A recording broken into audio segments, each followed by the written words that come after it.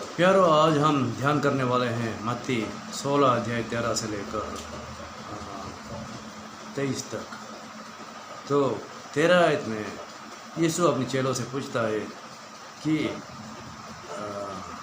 लोग मेरे बारे में क्या कहते हैं, क्योंकि यीशु ने बहुत से अच्छा काम किया था। जैसे कि लोग बहुत जो बीमार थे उनको चंगा किया था, अंधों को आंखें दी थी, कोढ़ियों को चंगा किया था, लोगों को खड़ा किया था और स्वर्ग राज्य के बारे में लोगों को बताया था। कहा था कि स्वर्ग राज्य बहुत ही पास है, मन फिराओ। तो बहुत सारी बातें बताई थी जो कि इसलिए वो जानना चाहता था कि लोग उसके बारे में क्या कहते हैं। हालांकि वो परमेश्वर है तो सब कुछ जानता है, फिर भी चेलों के मुँह से वो सुनना चाहता है, इसलिए चेलों से पूछ रहा है कि लोग मेरे बारे में क्या कहते हैं। तो कुछ ने कहा कि कुछ लोग कहते हैं तो बपतिस्मा देने वाला यूहन्ना है, और कुछ कहते हैं कि तो एलिया नबी है, और कुछ कहते हैं कि तो कोई नबियों में से एक है जो कि उसमें वो सामर्थ काम कर रही है। तो ये सब पूछता है कि वो लोग तो कहते हैं, पर तुम क्या कहते हो। तो पतरस कहता है तो ख्रिस्त जीवित परमेश्वर का बेटा है। तो क्योंकि चेले लोग जो है 3 साल 6 महीने तक उसके साथ रहे और उन लोगों ने पहचाना कि ये कौन है।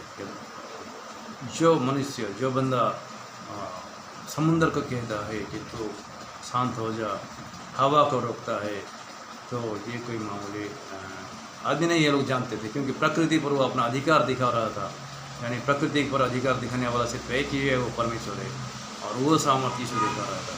जब वो लोग नाव में चल रहे थे तो क्योंकि नाव डूबने वाली थी, तभी वो अपने वचन से वो समुद्र को शांत किया था और हवा को भी रोक दिया था। तो प्यारो, पतरस जानता था ये कौन है, तो इसलिए उसने कहा कि तो ख्रिस्त है, यानी मसीहा है, जो कि जीवित परमेश्वर का बेटा है, पुत्र है। तो यीशु उसको कहता है कि ये मांस या लहू ने नहीं कहा, पर मेरे पिता जो स्वर्ग में है उसने कहा।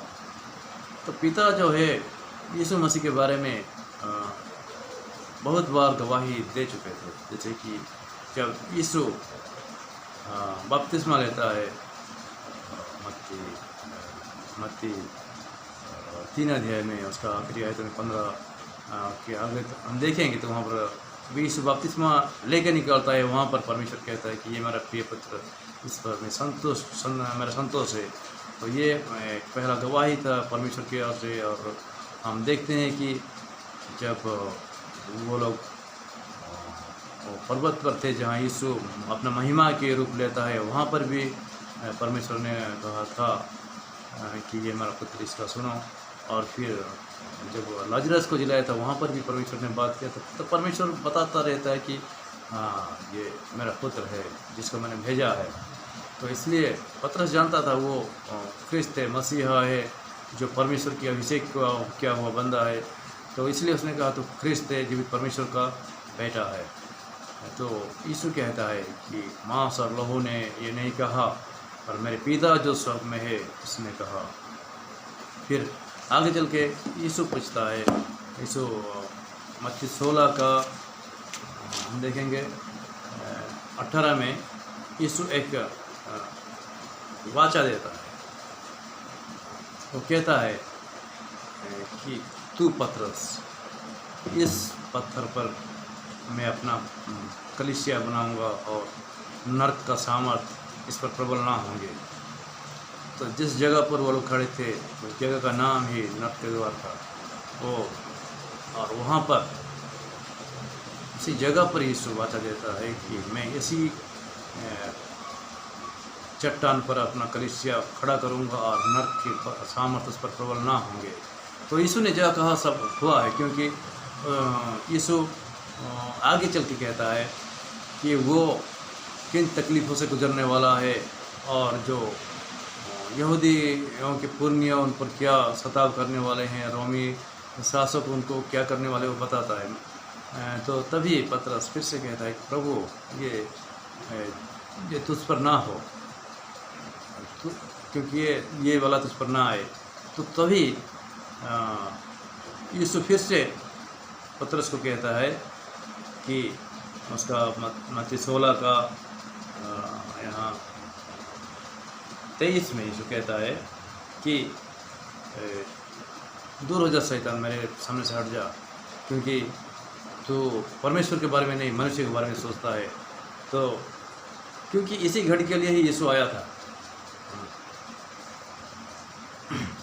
तो इसी घड़ी के लिए मतलब वो सारे संसार के पाप के प्रायश्चित करने के लिए इस धरती पर आया था, और शैतान उसको रोकने की कोशिश कर रहा था, क्योंकि शैतान नहीं चाहता है कि दुनिया के सारे लोग बंधन मुक्त हो और शैतान के चंगुल से छुटकारा पाए और उसके राज्य से निकल कर जीवित परमेश्वर के राज्य में आए।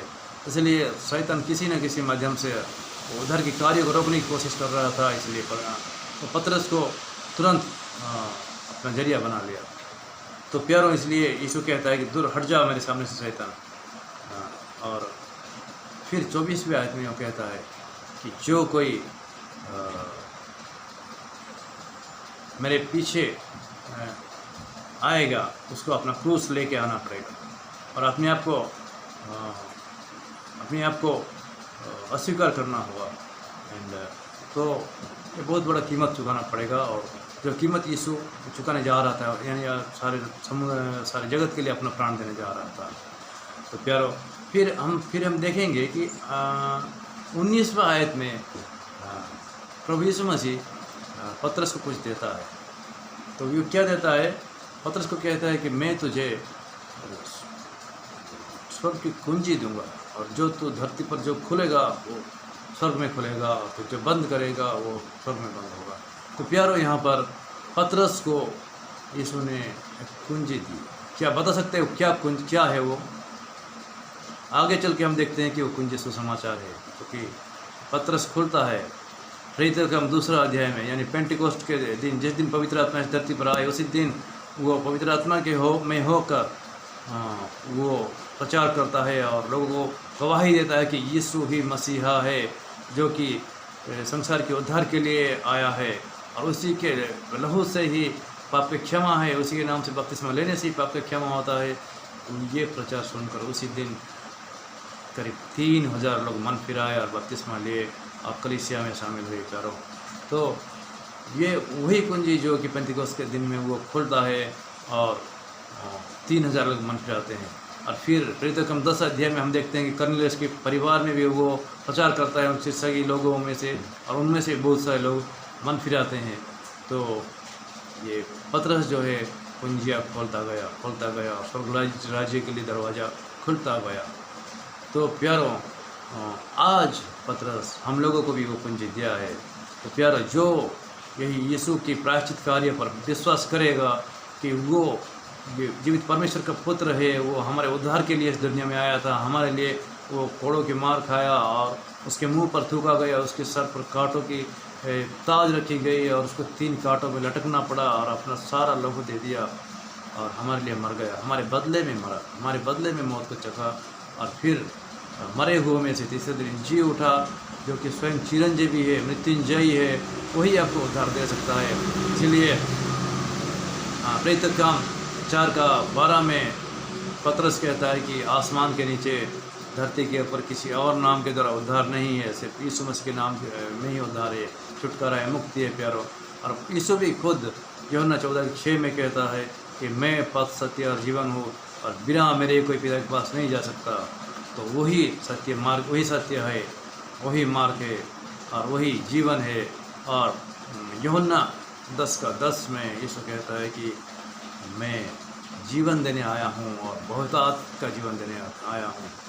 तो ये जो जीवन यीशु हमको दिया है, वो सिर्फ थोड़े से जीवन नहीं, बहुतायत का जीवन दिया है, जो आज वो आप लोगों को भी देना चाहता है।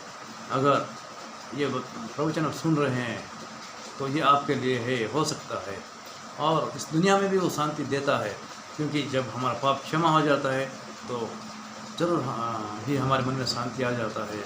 और इसलिए वो रोमी 12:2 में कहता है कि जैसे तुम्हारा मन नया होते जा रहा है, मतलब जब हमारा पाप क्षमा होता है तो हमारा मन भी नया हो जाता है। पहले का जो बोझ है, जो स्ट्रेस, जो बहुत सारे समस्या वो धीरे धीरे छूटने लगता है। यीशु की शांति हम पर राज करने लगता है, तो इस दुनिया में भी वो हमको शांति दे सकता है और अनुग्रह दे सकता है, एक विजय जीवन दे सकता है, और आने वाले युगों में वो हमको अनंत जीवन यानी स्वर्ग राज्य दे सकता है।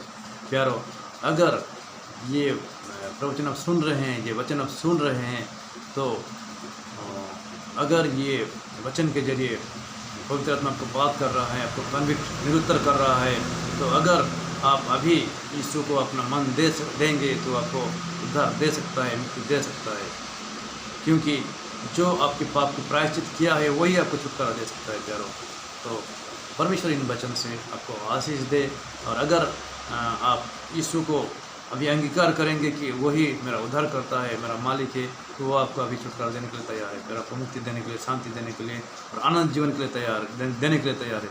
प्यारो, तो ये अनंत जीवन को लीजिए और यीशु मसीह के नाम से। जय मसीह।